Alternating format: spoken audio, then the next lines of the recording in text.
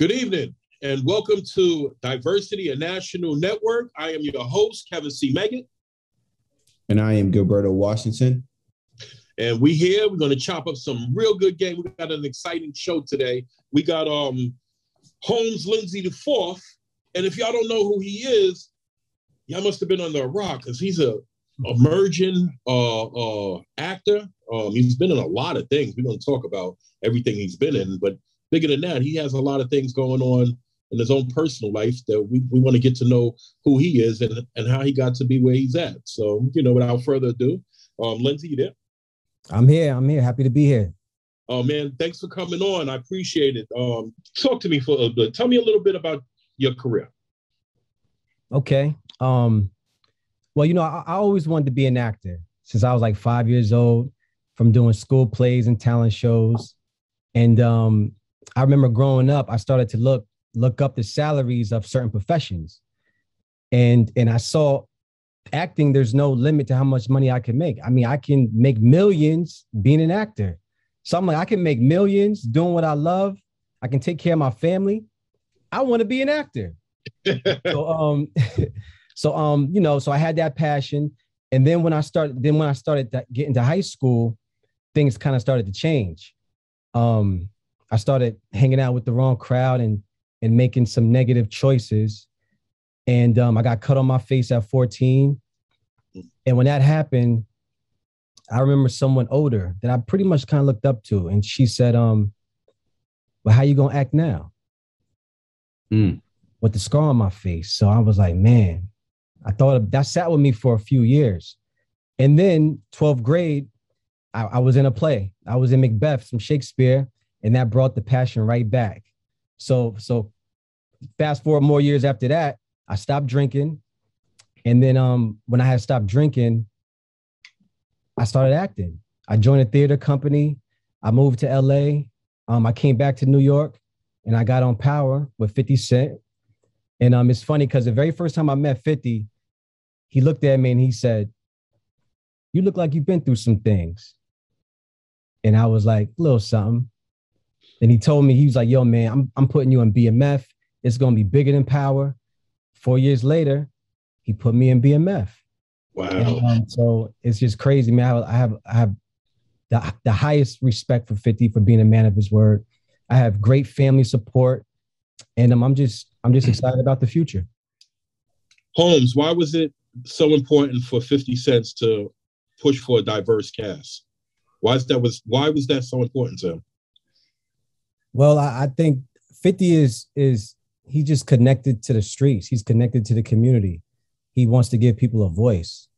So the more diverse, the more opportunities to give different people of different backgrounds voices, discovering people that wouldn't be discovered. So he's really like a man of the people, you could say. How did his impact in the industry and his lessons, how did that kind of project on you? And how did you what did you learn from him? Any lessons, anything that you took from 50 and you grasped? Wow. There's so much with 50, but just being bold and just having courage and just going for your dreams and not hearing no, not giving up. Those are the type of lessons that I learned from him and how I see him interact with people. He's always willing to listen. He's always willing to share his advice and encourage people and help others. So I think that's what it's about. Going after your dreams and helping others at the same time. Are they gonna just keep you in one category, only hood kind of roles? Are you looking to do other roles? Because I can see you do different roles, different stuff. They don't have to be always about how they look at certain Black people, only doing stuff with poverty, only doing stuff with gangster stuff. Do you see yourself doing anything outside of that? I want to do more stuff. I look at it like this. I got a scar on my face. This is the kind of roles that I'm getting now. So the world don't paint over that. Yeah, they can, but I like when they leave it. It's not even it's not even that. It's just, I'm going to do other things. It's just, this is my way in. So when I get in, I just pivot. Then I show them how funny I am. I show them I'm a ladies' man. I show them I could be a soldier. I show them, I could do commercials. I could be a superhero. Did you do commercials other than like did you do anything outside of like acting like commercials or anything like that? Like, are you in? I did one commercial, but again, on the commercials, I kind of felt like with the scar on my face, that used to be something about the commercials. Like, but nowadays the commercials you see all types of regular people in commercials. Yeah. Before like 10, 15, maybe years ago, it was that certain kind of look. Yes. But now you see people with hair on their face, braids, like the commercials, just ordinary people. So yeah, I mean, I would get into it I would get into that avenue if I could, you know. Holmes, is there any actors that you kind of look up to, like that you kind of like get your style from, or you just naturally have your own style? Do you look at other actors and be like, oh, okay, I see what they're doing, and kind of nitpick of who you want to act and be like when you're in certain roles? Oh man, there's a few, but I tell you, my original favorite actor was Martin Lawrence. Oh, Martin Lawrence, that's different. That's my comedy is actually my first love. I'm just doing all these gangster but Martin, I have to still give Martin my respect of being my favorite actor. I just have to, because I grew up on Martin. And I love comedy, but I look at the Denzels and the Brad Pitts, and there's a few out there that and as of late, I've been looking at he just passed away, Michael K. Williams, and it's interesting because when I was on the set, Tasha Smith directed me in my episode in BMF, and her and Michael K. is like best friends. And when I was shooting one of those scenes, she came up in my ear and she was like, "You're my Michael K. Williams." And I was just like, oh man, so that's dope. Yeah. So yeah, I get influenced by just looking at TV, just in general. Actually, I may be going for a soldier role that's shooting in LA, and at the end of this month, I was given the script like last week. So I'm just waiting for that to be official. So what I was going to do is I was going to channel my pops. Nice. You know what I'm saying? I was going to because I have a tape. My pops, when he was in the Navy at 20 years old, he made an audio tape to my grandmother talking about all the stuff he was doing out there. And we found the tape. It's just an old yellow looking tape, and we found it. We put it in one day, and it was my pops talking at 20. Wow. So talking about the Philippines, and he was going into all types of stuff. He was talking about drugs and prostitutes. It was starting to get kind of crazy, but yeah. So I hear him at 20 talking. So if I get this role, nice. I'm going to like try to use his voice in that 70s, because the soldier role is 1974. It's during Vietnam. So he was in the Navy right after that. So I can use his cadence, his voice, and his energy in it. So that's what I plan to do.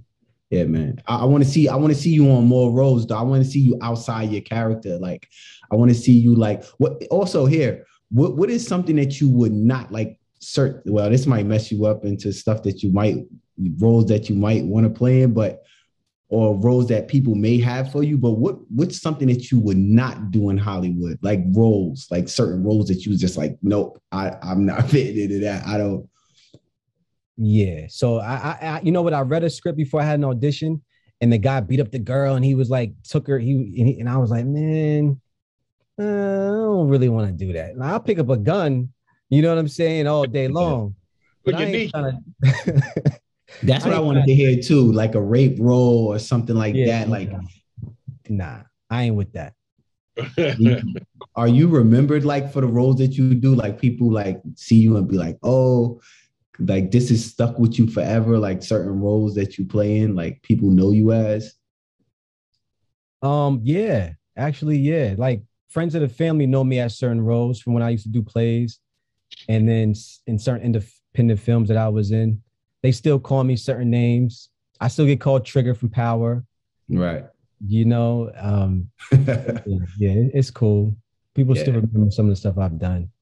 What I see here that's pretty interesting to me is that I want to know, why did you go to Europe, France specifically, as part of your acting trajectory? Okay. Well, I wrote a monologue that I would perform in LA at open mics. And this monologue was basically dealing with my character. He sold drugs and his mother was on drugs. So that battle. And someone was like, "Hey, Holmes, man, you need to turn that monologue into a short film." So I did. I put the team together and I produced it. And fortunately, it got accepted into the Cannes Film Festival, which is in France. So I got to fly to France, and I had my translator app.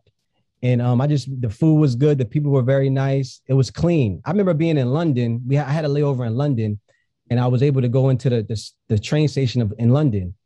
And I just remember being so clean, not like the subways in New York. So that stood out to me. But yeah, I love France, and hopefully my short film is called Crossroads.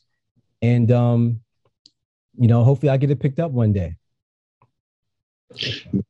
BMF is your most recent acting appearance. I want to tell you, awesome, really, really awesome job. What did you learn from BMF about African American 80s?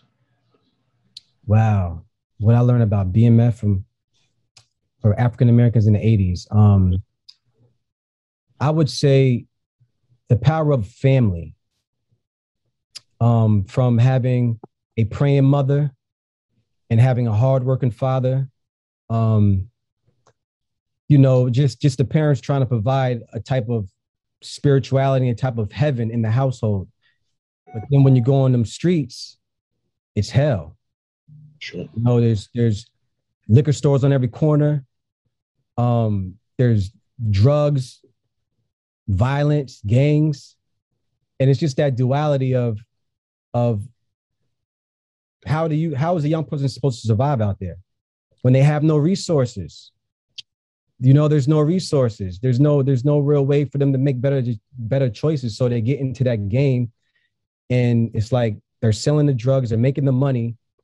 And I see my parents are struggling, even though they're praying and they're living the right way, they're struggling.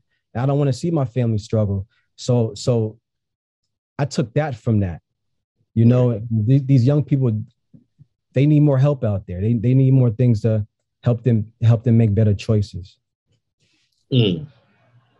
Right. So it's funny you say that, because what I'm seeing is that more African Americans do not adapt to the economy based on what you learned from BMF. Can you give me like any specific learnings about like poverty, like investment plans that they can use, networking, anything that can help the economy better? Well, I think you said it. Buying property, investing, and networking. It's a key. As I have a better understanding of the world because of the global economy is more interconnected. Being a real estate agent yourself, how do you feel about buying property? Well, buying property is the path to generational wealth. Not too long ago, I Googled what do millionaires do? How do they make their money? Most of the millionaires in the world, and real estate was like the top thing. And even if you think about it like this, you buy a house and you can pass your house down to your kids. Now you're giving them a security. You're giving them the path to generational wealth as well. So right. Yeah, real estate is highly important. Buying property is highly important, I feel. Okay. How do you feel about entrepreneurship? Entrepreneurship. You can control your own destiny. Right. You can control your own destiny. It's just that you take your power back. So I would encourage any young person out there. I would encourage anybody out there. If you have a passion about something, turn it into a business. You could be, you don't like to put on lotion. So you want to shea butter and coconut oil. Make that a business. You know, Right. so there's all types of businesses out there that you can do if you just be creative about it. And that's the way to go. Entrepreneurship, you know, I hope that they can teach that more in class so young people can just have an idea of what they actually can do out there. What are you looking to accomplish from acting? Like, what is your main goal other than just money, other than, you know, getting a high acting role that everybody's going to see on all TVs or wherever on, you know, any network? What is your main goal? What is your goal? Wow. Well, you know, out of everything that I've been through, right? All the mistakes that I made, you know, the people that I've hurt, all of that kind of stuff. I think it's a way that I can give back. I think acting has always been a passion of mine as well. And the more that I climb the success in acting, the more I feel like I can just give back. Gotcha. Well, Holmes Lindsey IV, thank you so much, man. You know, you hit so many key points. The DISN family, they're gonna love you for this. You know, and thanks for dropping those jewels and those nuggets. You know, I hope the right person is picking them up. You know, and we wish you a lot of success. Gil, you want to say something? Yeah, I'm actually a fan. I'm watching. We're actually watching what you're doing. We're seeing that you're an up and coming actor, and just keep going. That's what we're here for in DINSN. We pretty much, we're watching up and coming actors as well as actors that are already in the game, also that are already established. But you know, keep striving, and hopefully we have another interview with you where you're on top, and you're already on top now, but when you're on top, and then we look back at your old interview and we can see that you progress in life. And thank you so much for your time. And we out here with you, man. Thanks so much for your time. Thanks for spending it with us. Absolutely. And I'm definitely in support of DINSN, and I appreciate you guys, and much love. Peace. Peace.